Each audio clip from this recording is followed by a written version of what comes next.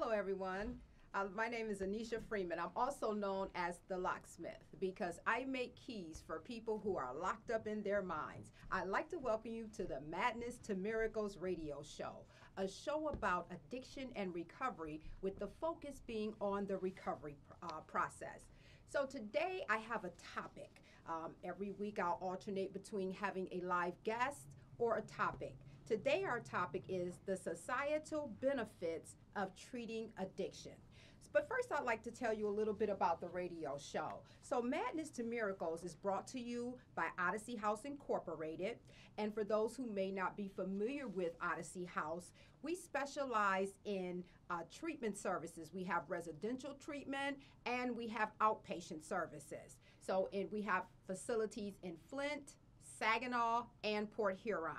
So in Flint, we have a residential treatment center where we can take in men, women, children. We can take in an entire family if they need services. We also have outpatient services in Flint, and we have recovery houses. In Saginaw, our treatment center is just for women. We can take in single women, women who are expecting, women who have their children with them, women who are fighting to get their children back, to be reunified with their children. We also have outpatient services, and we also have recovery housing. In Port Huron, we have recovery housing. And so the Madness to Miracles radio show is actually named after an event that we host annually in celebration of National Recovery Month. For those who may not know, September is National Recovery Month. And we host an event every year by the same name as the show, the Madness to Miracles event.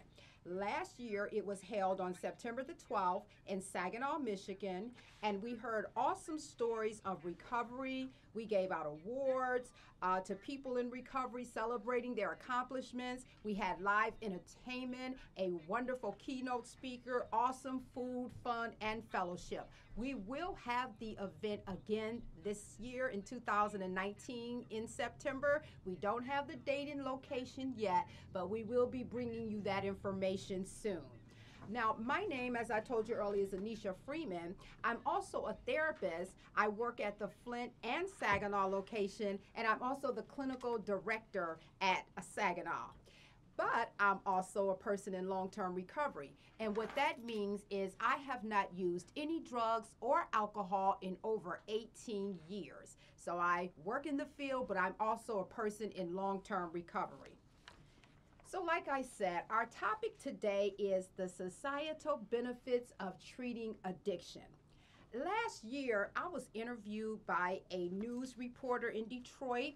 I was at an organization that hosted a community event. They were training people.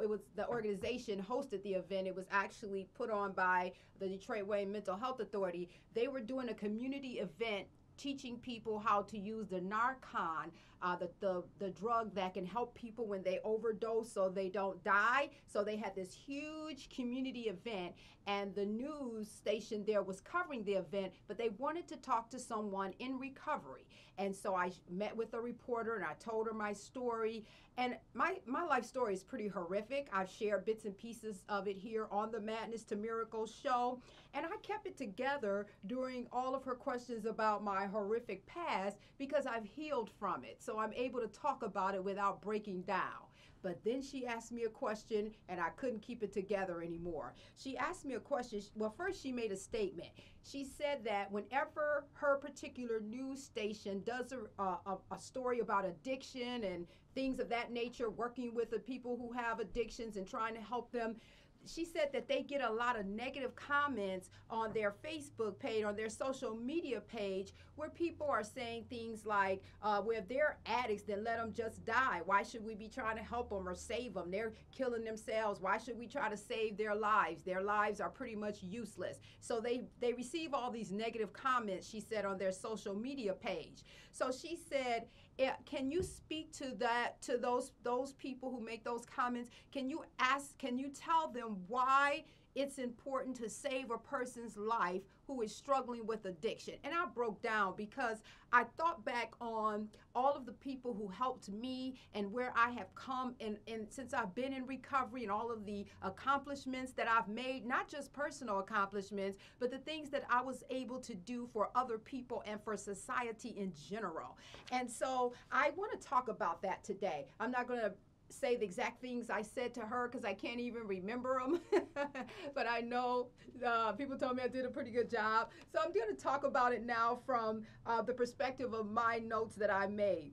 And so addiction does not discriminate. That's the first point I want to make. Addiction does not discriminate. It doesn't care about your race, your color, creed, religion, socioeconomic class. It does not care. And so we've seen with this opioid crisis that addiction has hit the middle class, upper middle class, upper class. So we've always known about certain populations, poor people and a lot of people in the inner city or in certain rural areas who struggle with addictions. But with this opioid crisis, what it did is it brought to light how the disease of addiction does not discriminate. Some of us who are in recovery, we've known that all the time because we've been in different treatment centers, we've been in recovery support groups where we've seen every race and creed and religion and socioeconomic class.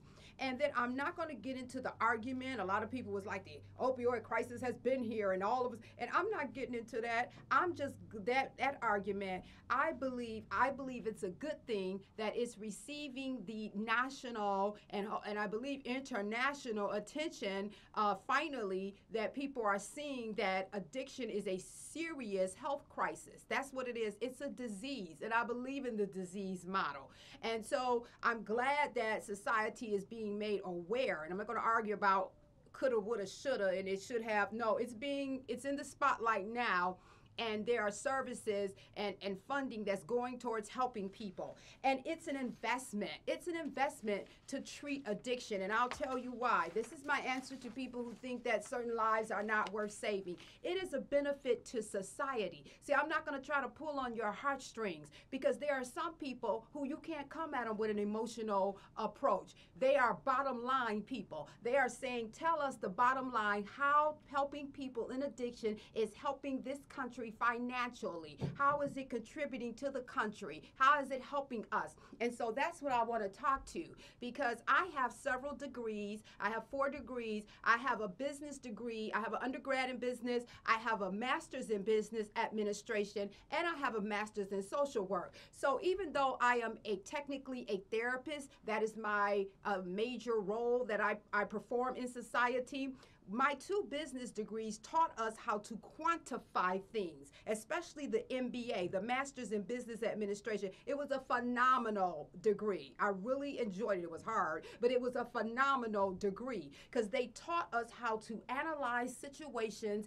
how to quantify what's going to happen when based on certain decisions. A lot of the analysis we did was in hindsight. So we had all of these case studies about major companies, major corporations, and how they went bankrupt or how they had all of these horrific problems based on certain decisions. So they trained us to think critically in that way.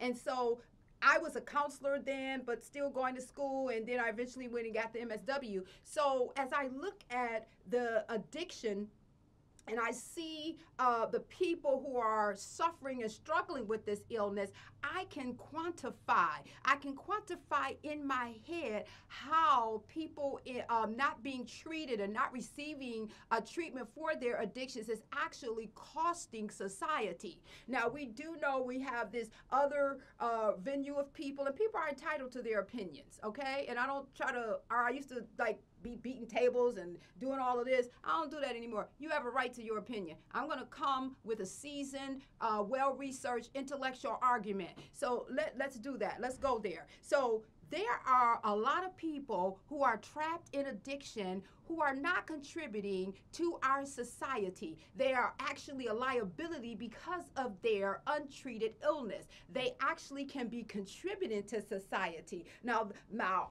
as a therapist, I care about their quality of life. But there are some people, they are not therapists and they don't care about the quality of your life. They want to know, are you contributing to society in some form or another, or are you taking from society? So there are people who are like myself. When I was in active addiction, I was not a tax-paying citizen. I was not contributing to the gross domestic product of our country. For those who may not be familiar with the term GDP, gross domestic product, let me define it for you.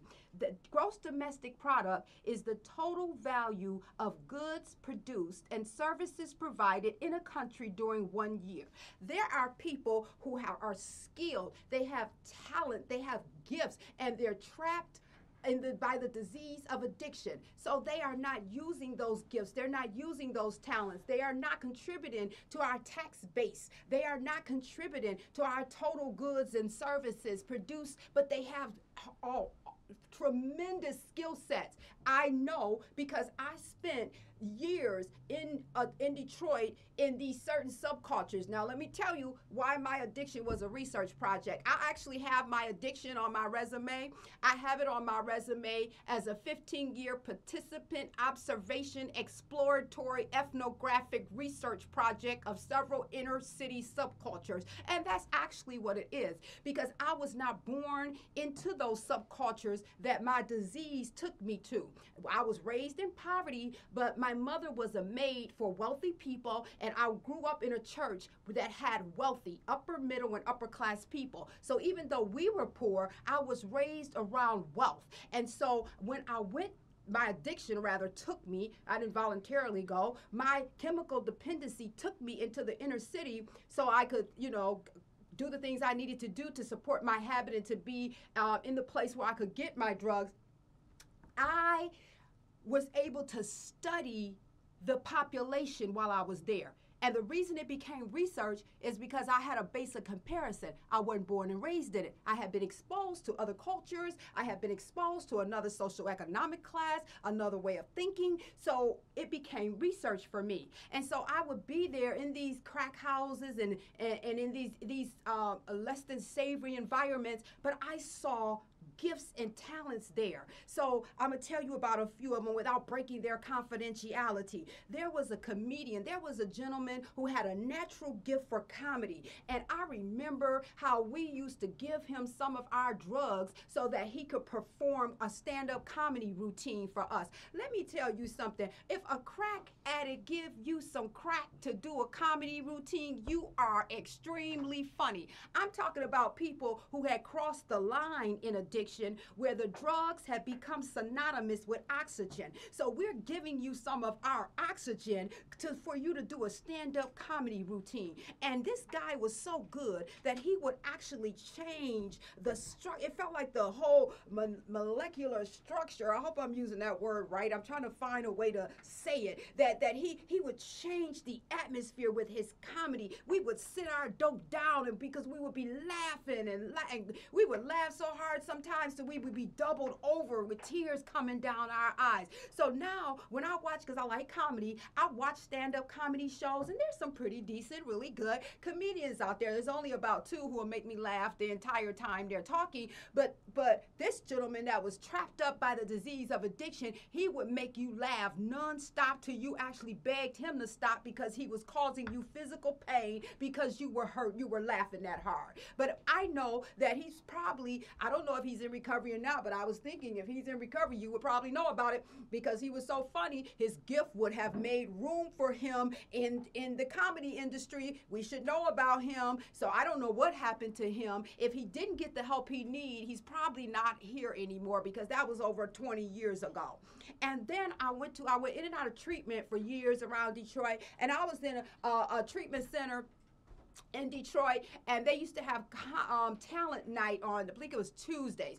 And this one night I was in the watching the talent show, a young lady sung. She sung the Stephanie Mills version of Somewhere Over the Rainbow. Now I know anybody who have heard Stephanie Mills sing know that Stephanie Mills can really blow. That's a term that means she can sing really well, okay? And so this young lady was so phenomenal phenomenal that Stephanie Mills would have had to bow and call her sire. I have never to this day heard anyone with the pitch and the range and the tone that this young lady had. And she just wasn't singing the song. She was singing from a deep place of longing and searching. She was walking through the audience singing. Now, if you can carry that type of range and tone and pitch and do it while you walking around the room and looking people in the face, I stood up as soon as she started singing. I stood up like I was in church standing up. I stood up and shook my head the entire time that woman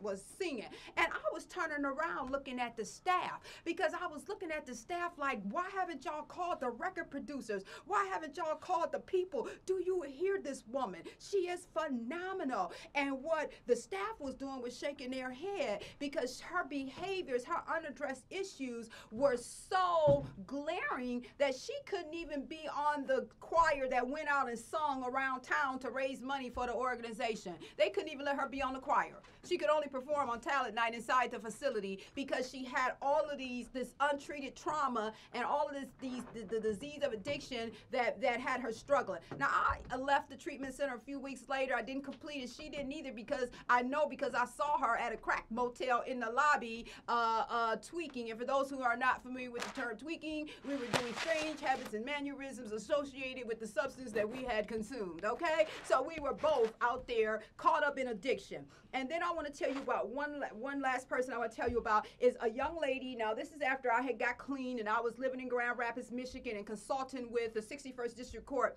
They sent me a young lady, and I can talk about it. I'm still not going to tell you her name, but I do have permission to talk a little more in story, because she signed off giving me permission to include her story in my program manual. So her story is actually in my program manual.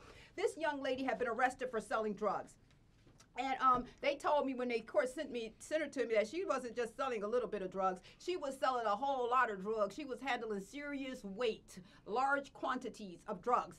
And so she was a little itty bitty thing, right? Little tiny girl. And when she came in my office, I'm like, wow, you out there in the streets. I said, that's a man's game for real, the way I heard you was doing it. I'm like, how did you get to be so big in this illegal industry that you were in? I used another terminology that she could relate to more. And so she told me about how she took over an entire neighborhood, and she did a marketing strategy in her head that in 10 minutes that made her competition irrelevant. Now, while she was talking, I went to the blackboard and I wrote product, place, price, promotion, okay? Because she did a marketing strategy, the 4 P's of marketing. They have 5 now, positioning, but back then it was the 4 P's of marketing. I was working on my business degree, so that's why I understood what she did. This woman did a marketing, and now it was negative. She was selling dope. I'm not glorifying that lifestyle, and in fact, I told her, you have a gift that's transferable to a legitimate industry. You're just using it. You are a product of your environment,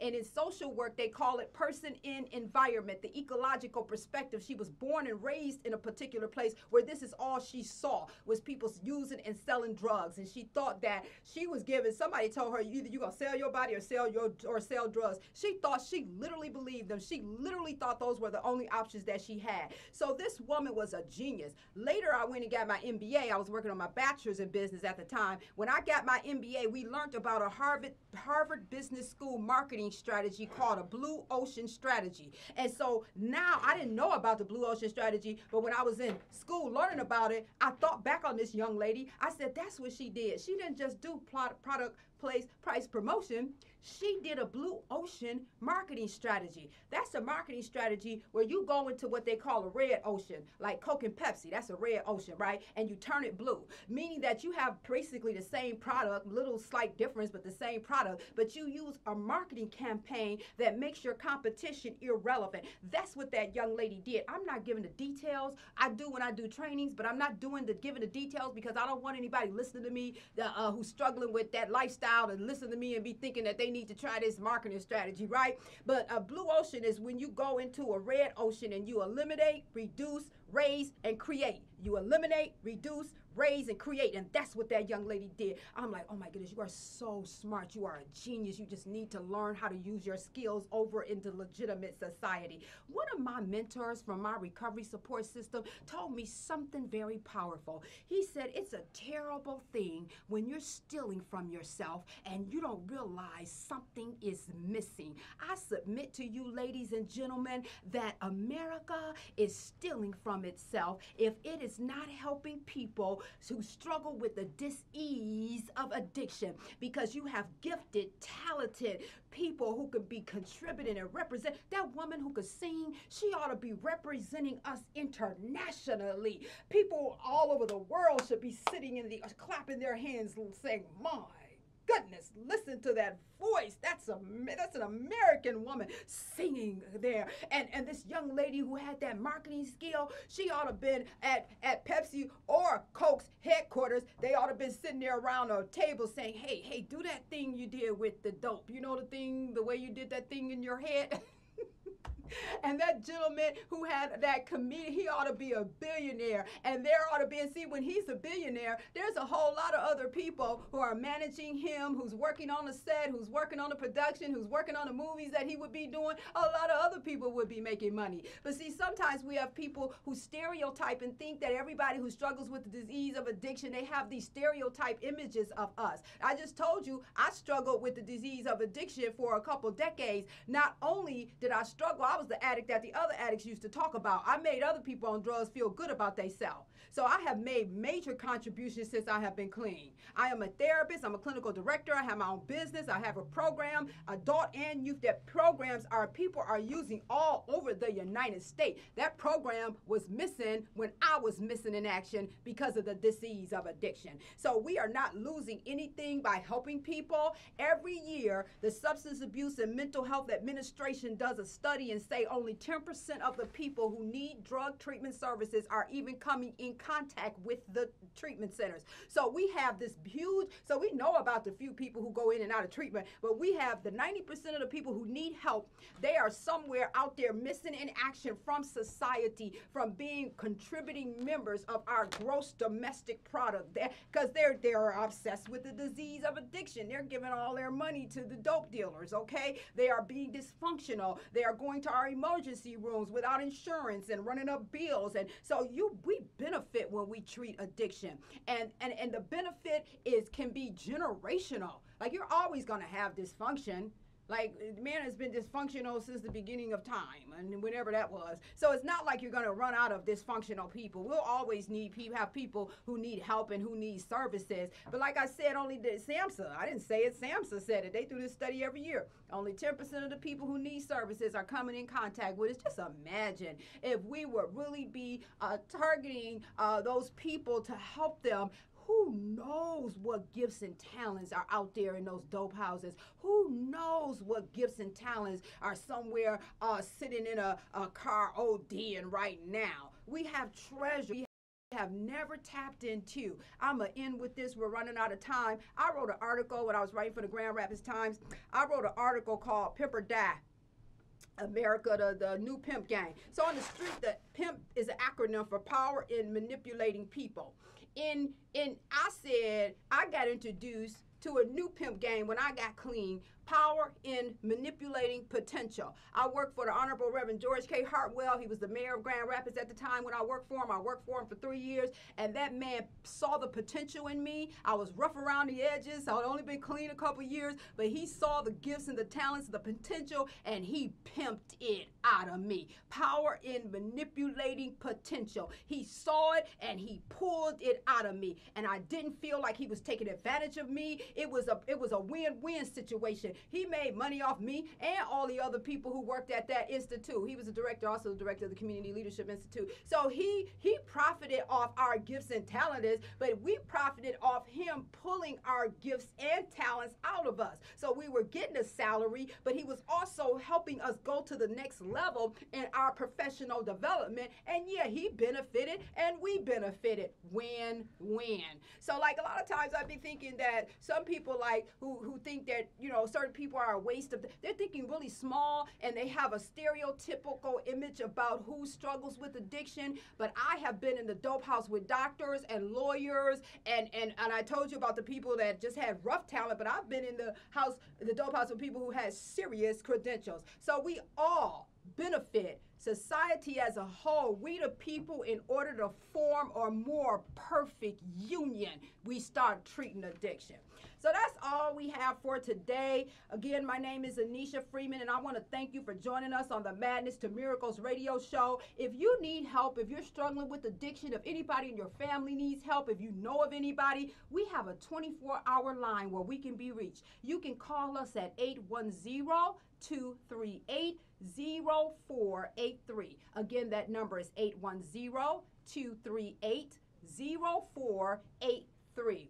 Again, this is Anisha Freeman, your host, giving you the keys you need for a wonderful life.